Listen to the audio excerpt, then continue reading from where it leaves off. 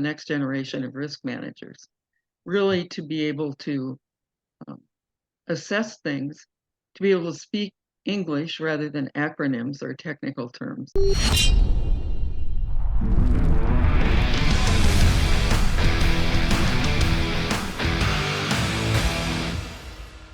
Welcome to another edition of the Ronin Leadership Podcast. It's Monday morning, actually the Monday before Labor Day weekend, so hard to believe that we're coming towards the end of summer. Hope all of you had a great weekend. We're looking at our YouTube channel. We're growing our subscribers by leaps and bounds. We're almost at the 1,000 subscriber mark. So please continue to hit the like button and the subscribe button. Tell your friends, even family, even tell your enemies about it, because maybe your enemies need to learn something about leadership. And also, thank you for the all the comments that you make. That makes our podcast better. Thank you for supporting us, me and my book writing. So if you haven't gotten The Art of Ronin Leadership, The Art of Executing Ronin Leadership Strategies, or Full Circle, my latest foray into fiction, please check out MikeHowardAuthor.com website, or Amazon.com. You'll find all of those there. Get those shameless plugs out of the way so we can get to the meat of what we're at to today. I'm so thrilled to have a dear friend, someone I've known for many, many years, when I was the chief security officer at Microsoft, Annie Searle. Annie recently retired, I believe, as an associate teaching professor at the University of Washington. Uh, those are days I treasure, because I remember Annie was gracious enough to invite my team out once or twice a year to talk to her classes on operational resilience. Annie is an expert on resilience and crisis management, and we were able to really engage with her students. She also has her own consulting firm, which she's had for many years, Annie Searle Associates, which helps companies and entities become more resilient and more steadfast in crisis situations. Annie, thank you so much for being on our podcast. Mike, I'm delighted to be here. You know that I still follow everything you do very closely. And I better make sure I'm. I hope to emulate a lot of your behavior in my retirement from teaching. I like to say to people that I'm retired from teaching, but not from life. There you go. There you go. Yeah, I mean, it was like I truly was one of the highlights of my years when we were at Microsoft, when we got the invitation. It was fun hanging out with you and your students and getting questions from them and sharing some of our technology and how we do things at Global Security. So I wanted the audience to know that I thank you a lot for giving us the opportunity back then. Well, it was a remarkable thing for graduate students, and I think sometimes undergraduates joined in as well, to hear the chief of security at Microsoft come in and lay out your entire global program and how it changed over time. Just remarkable sort of progress you pushed the company to where that was concerned, and reducing the number of centers that you had around the world as technology evolved. That's fantastic. Yeah, it was a nice ride. I really enjoyed it. So let's get back to you. Why don't you give our audience a sense of who you are? Walk us through your career. How did you get to where you are right now? Well, it's not a straight path, and no one would expect that I'd be there. In my just sort of backing up maybe 30 years, I have to stop and think if that's about right. Even a Wow. little bit further, um, before I started teaching at the university, I was a senior executive at Washington Mutual Bank, which we all Oh, I remember remember. failed, and Yeah. JP Morgan Chase bought it. That's when I founded my risk advisory firm, and that's when I was appointed as an affiliate instructor at the university. But before I went to banking, which I never thought I would be in, I owned a hardware computer company for 15 years, and I won a lot of awards. There weren't very many women who owned hardware companies with technical services as well. And before that, when I first came to Seattle, now I'm going back, this is 40 years. Okay. My first job in Seattle was as the public affairs person for the King Tut exhibit at the Seattle Art Museum. I have a mixed Really? background in the arts and humanities and technology. So I've always more or less pursued what I was interested in, which is frustrating to my husband since he's a tenured professor and professors can't move around like we can in the private sector. Right. So I did other things before that, but those are the main. That's quite a few years right there. Owned your own hardware company store. I don't know them. Yeah, we started, in the 80s. That was something that my husband and I started together in our basement. It's one of those HP stories um, where PCs at that point did not have hard disks. Mhm. So what we invented and sold,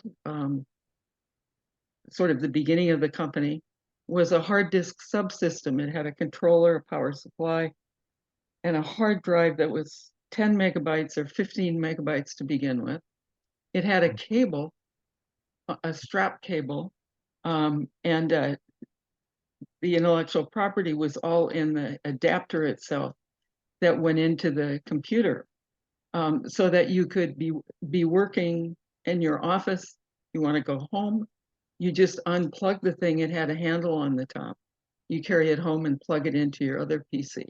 So you're saving everything to a hard disk, which doesn't sound very unusual at all now. But Right, that right. was a while ago. And then I moved from that into building custom-built PCs and file servers, and into offering more advanced technical services. First, just plain networking, and then wide area networking after that, and then some really specialized kinds of things as well. I had companies that range from Harborview Medical Center, our trauma center here in Seattle, to Boeing. So we were a Wow. subcontractor to Boeing commercial, and then we did some spec work on the military side as well to begin with. Again, assembling computers to spec, to security specs, taking some things out, putting other things in. So I really like solving problems, and that's a prime example of how that happens. Wow. So what was your first entree into University of Washington? I mean, what was your first teaching gig there? My first, I realize now when I advise other people how unusual it was. I represented Washington Mutual in gifts that we made to a center for innovation that the iSchool had. It had a Hmm. fall and a spring conference, and we gave small grants to researchers as well. So that was my first introduction to the iSchool. And then when I left JP Morgan Chase, two faculty members came after me and said, "Have you ever thought of teaching?" And I really had never thought about teaching. I mean, I sort of had always had interns in jobs, various kinds of jobs, and was teaching in that sense. And I'd been a guest lecturer in classrooms. But then I was allowed to create two courses, one of which you always appeared in, operational risk courses for the graduate program. And that had to work through all these committees at the university to be approved. Right. But that's what I taught to begin with. And then after I'd been teaching for a while, and I was just teaching one course a quarter. After I'd Hmm. done that for a while, I got asked if I'd be interested in teaching the ethics and policy and law and information use course. And that was that was one where I had a lot of flexibility about how I could decide what books they'd read, what philosophers we'd study. Would we look at intellectual property? What else did we look at that was relevant in terms of policy for information and technology? So I never was the person who was sort of hired off the street to teach ABC 101. I never had to teach a course that someone else designed. I always got to either create it or customize it myself. And that's not always the case. Sure. Then in 2014, the dean urged me to apply for a full-time, what they called the competitive hire. And I did, and I got hired. And so I started full-time in 2015. Wow. When you first started teaching, I mean, did you take to it like fish in water? I mean, was it just did it feel natural to you? You know, Did the you love thing it right is, away? you should try it, Mike. You'd be great at it. The thing is, that I didn't know for sure was, did I have enough content for each class? That's what you can't know until you really start to teach and you get the rhythm of things. So I might have them read things and I'd have a lecture about it and I try and encourage them to discuss it.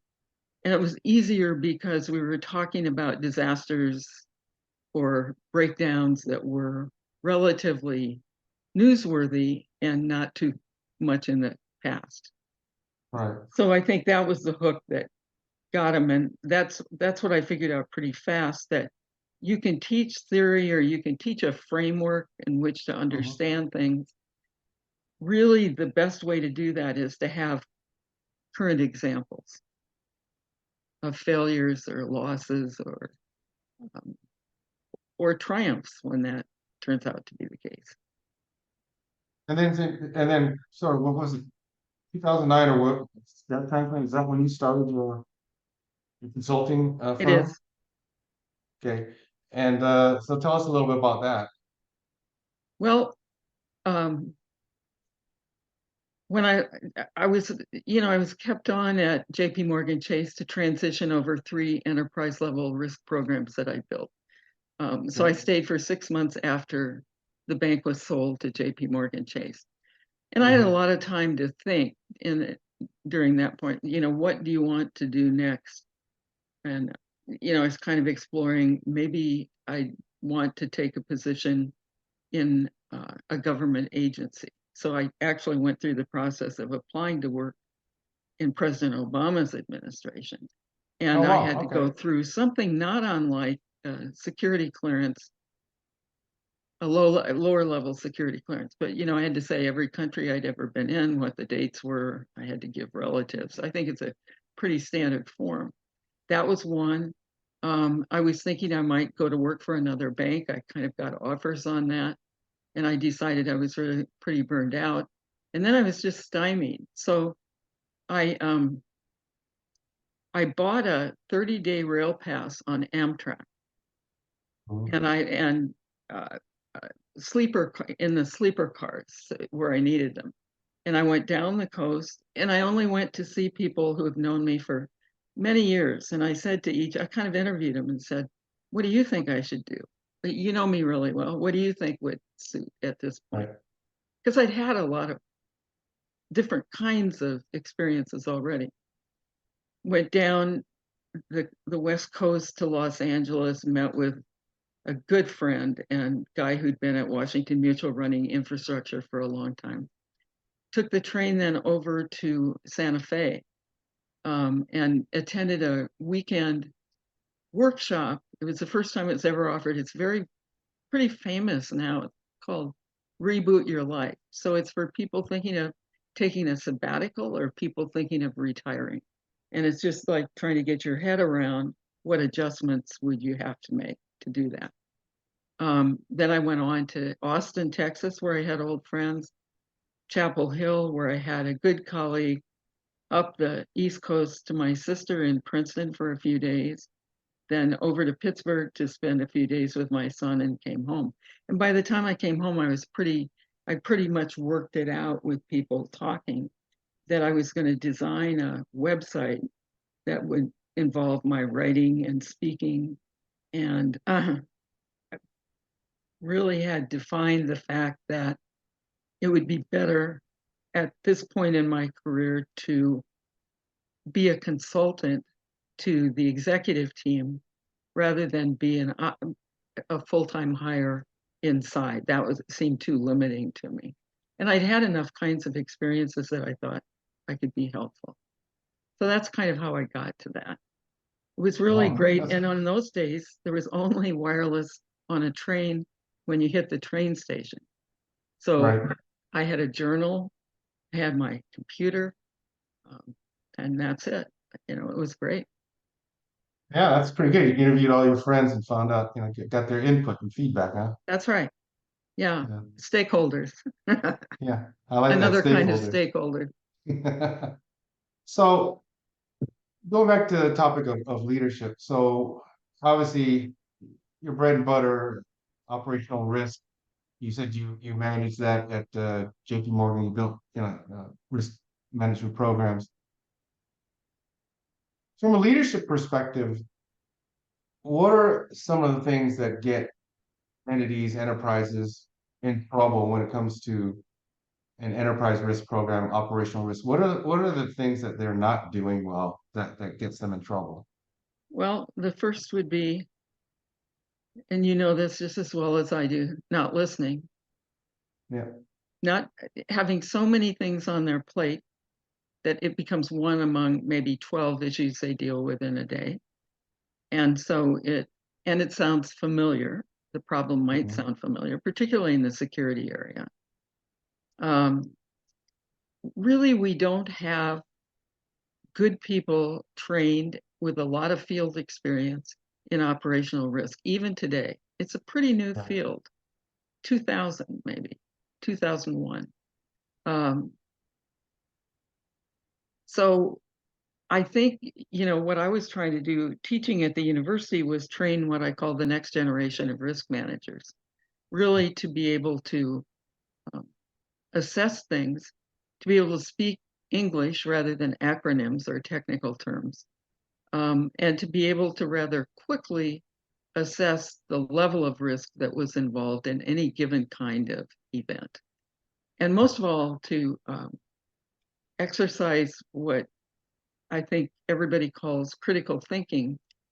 That's what the Wall Street Journal poll every year says that executives say they want more of out of college graduates, that they don't get that. They want critical thinking, which means they have to be told when they're wrong, or they have to, when there's a hole in the argument, and they have to be helped through that. I'm hoping we're going to come up to that point pretty soon. I've spent a fair amount of time working on public-private partnerships all the time I've, been around. When I was at Washington Mutual, I worked with the Treasury Department to form a coalition of financial services and banks called Washington First, and we did scenario tests together. We worked on understanding how many possible, say for us, this was the issue, how many vendors are they who deliver cash, couriers? Are we all using the same vendor? Or are there enough vendors that wouldn't be an issue if an earthquake happened? Mhm. Who got it? What kind of support do they get? So that was the first public-private partnership uh, that I was involved in creating. But the bank loaned me to a lot of projects as well with the government, with Treasury, critical infrastructure protection, with FEMA, and with part of DHS, which now is evolved to be CISA. And to this Mhm. day, even though I've retired from teaching, I'm still a member of the Region 10 Infrastructure Security Group, and I'll remain a member and try to urge people whenever I can that it's really important for the private sector to take advantage of now what are pretty robust offerings uh, from the federal government in terms of sharing of knowledge. Who knows? Target might still have the same hole if the FBI hadn't stepped in and told them they had a problem. Right. So, so I think that's something that's really important to me. And in talking about that, I've totally forgotten what your question was. Oh, yeah, no, it's just talking about, what are the things that are lacking from leadership standpoint Oh, on when you assess an enterprise risk program for some enterprise or entity.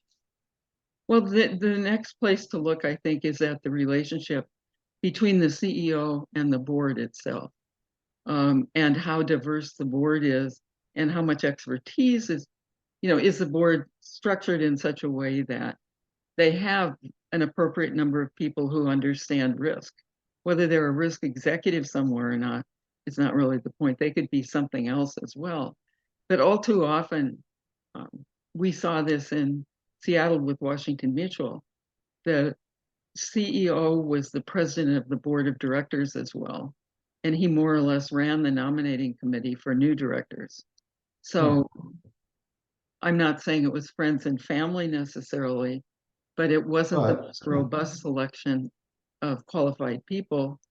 And if the board rather gullibly simply just went along with what was proposed every time. And if that board had been different, then we wonder if Washington Mutual would still be around. Right. Yeah. Yeah. You can't have a group think and then hope to have a good enterprise risk program. That's right. It just doesn't work. That's right. Yeah. Maybe off topic a little bit, but the recent events in Maui, Lahaina, you must have been thinking about this. I mean, Horrifying. how is someone with your expertise, how have you dissected it so far? It's just, I think it's going to stand much like Katrina did years ago, as just a prime example of warnings years ago about certain kinds of problems, whether it was power or other problems, and an inability to be anything but sort of putting it off, not worrying that something will happen. And the tragedy really is like New Orleans, though most of the core of New Orleans, the part we call the historic district, it really was protected, I think. Certainly the wards were not protected, which were also historic. In Hawaii, that was the home of Hawaiian kings, the city the town that burned.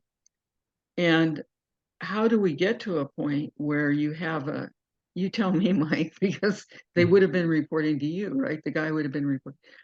How do you get an emergency director saying, well, we didn't hit the sirens because we were afraid they'd go the wrong way? Yeah, they were hit to the fire? I don't think so. And people are just terrified. I mean, the film is just awful. I don't know how they're going to rebuild that.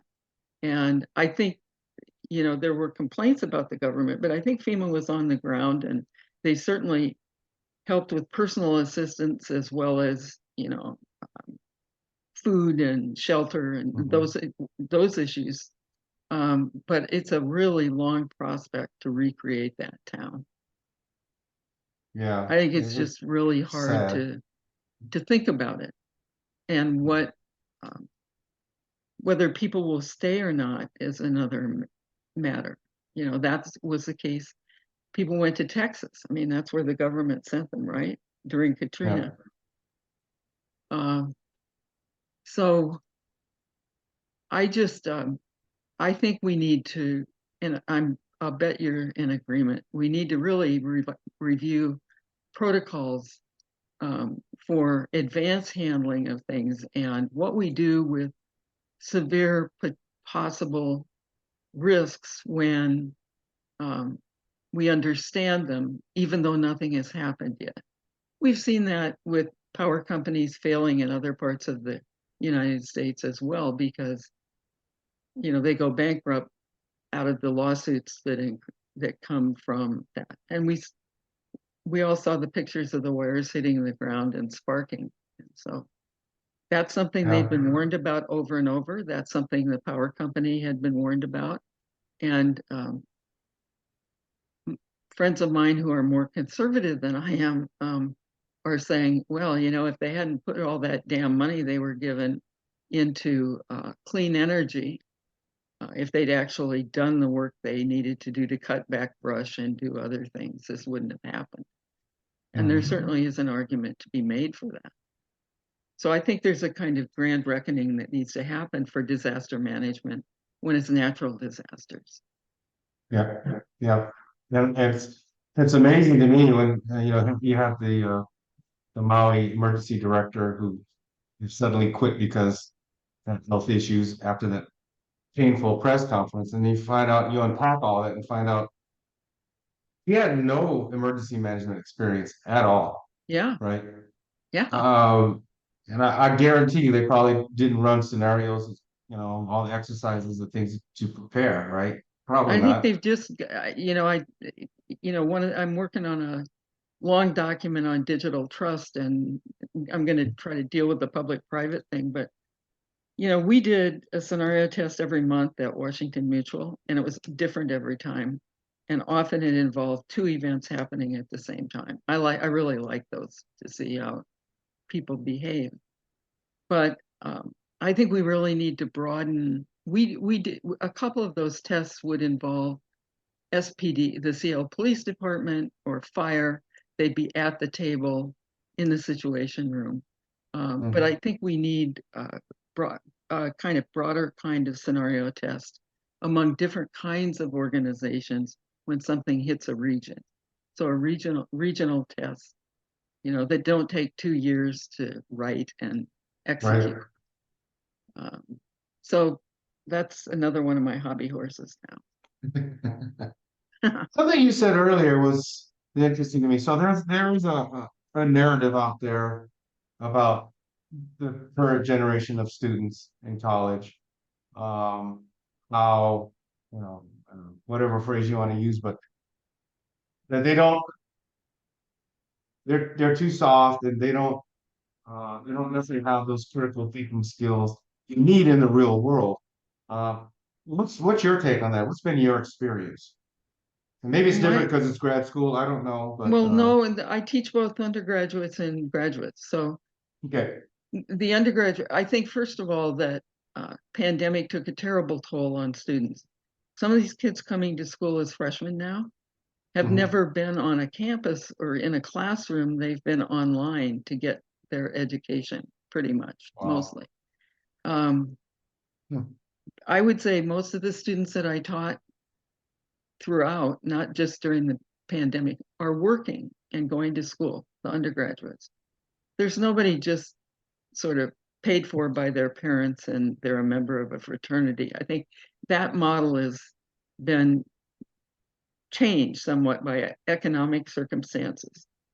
I think they're really hardworking, and it's hard. I was just talking to my son, who's also a professor. He's got a Hmm. new group of students. He teaches at SUNY Albany. They've Mhm. started on the semester system. And he's got one class that's full of kids from New York City who are freshmen. And he said, it's just hard to start because there's so many things having to do with how you behave. It's okay to speak up in class. Introduce yourself to the person sitting next to you. They have none of these Hmm. protocols. We could blame some of it on the pandemic, or part of it perhaps because of what their background is. We don't know, but he's doing a lot more than teaching the subject matter in that class. He's modeling for them the behavior he wants from them. Oh, So good. I don't Okay. think they're soft. I think they're inexperienced, and I think they're anxious. I really anxious the last couple of years about how it's going and what it's supposed to look like. And they're watching all these people be laid off at large companies now and wondering if they're going to be jobs for them. And they're wondering if AI is going to take jobs away from them. All Um, right. so I have a lot of confidence in them at the same time. And on the graduate level, I'd gotten to the point where I was still teaching the ethics and policy class, but I was teaching it only to mid-career students. So these are people who come back to school to get the degree. And in Hmm. some cases, companies like Microsoft or Boeing might pay the tuition for them to do that. It's to advance their careers. Those people are anxious also, I would say, mostly because if you're in an ethics and policy class and you're looking at emerging trends, you see machine learning before you see AI, and you're worried again about, is there a place for an information leader, which is what I'm supposed to be Right. training, right? Or is Right. that going to be superseded by a new model? Yeah. Well, that's good. I mean, I'm glad to see. These narratives are always swirling around there, but 9 times out of 10, they're not true. Well, it's just chatter. And it's good to hear from someone like you that's been in the trenches, still are in the trenches, and really understands who the students are that are coming up and what are the things that they're up against, that hopefully they'll be prepared for when they get out, right? You know, I just, when I first started publishing research notes, they were only from graduate students. Then in 2015, when I started teaching undergraduates as well, when I went full time, I would publish a few. But I would say the last couple of years, most of the research notes that I publish, and they're all on pretty current events tied into frameworks, are written by undergraduates. And that's good for their resume too, to show that they've actually Yeah. published work. So I keep in touch with a lot of them. Do you? Good. Yeah. Good. Yeah. I see people like, remember you used to be in Samantha all the time, right? Yep. And we see her now. She got her master's at UW. We helped sponsor that at Microsoft, but now she's like moved on to her, a different level in the company. So it's That's kind of great. great to see that evolution. Um, and so yeah, there's always, to me, it's always hopeful. Next generation will be able to do what they have to do, right, to keep That's right. train running, right? That's really true. Yeah. So what's next on the horizon for you? Well, I got Advice from a Risk Detective was my first book, and that's a general public book. I've got to make a fourth edition because the section in particular on technology is outmoded, and I think the whole thing could be updated. That looks at personal risk at home, at school, at work, on the road. What the hell is the other one? Sorry. There's one more in there. And it's a book where I'm talking, but I'm doing storytelling, a lot of it on myself. Um, and there are no acronyms in the book. That's what I pride myself That's on good. there. But I've got to do a new edition of that. Okay. And then I'm just looking. I haven't read Full Circle yet, but I'm an avid suspense novel, thriller, um, suspense, dark, you know, Yeah. just all kinds. So I'm looking forward to that. I just wouldn't be able to do it, Mike. I read so much. You think if you read them a Yeah. lot, you should be able to do them. But see, you have all that lived experience in the CIA, police department before Microsoft, and I'm sure you make use of it. Yeah, I do. I do. It's fun to concoct stories, but there has to be a basis of realism That's in right. those stories. But yeah, I mean, some of the happiest moments, is just sitting here thinking about and just putting it on paper and just telling a story. And I hope you enjoy it, read it. I got the second one coming up soon, so I'm almost done with that. Oh, there you I'm go. here. I got you back. I think you froze for a sec. Um, I guess last question is, um,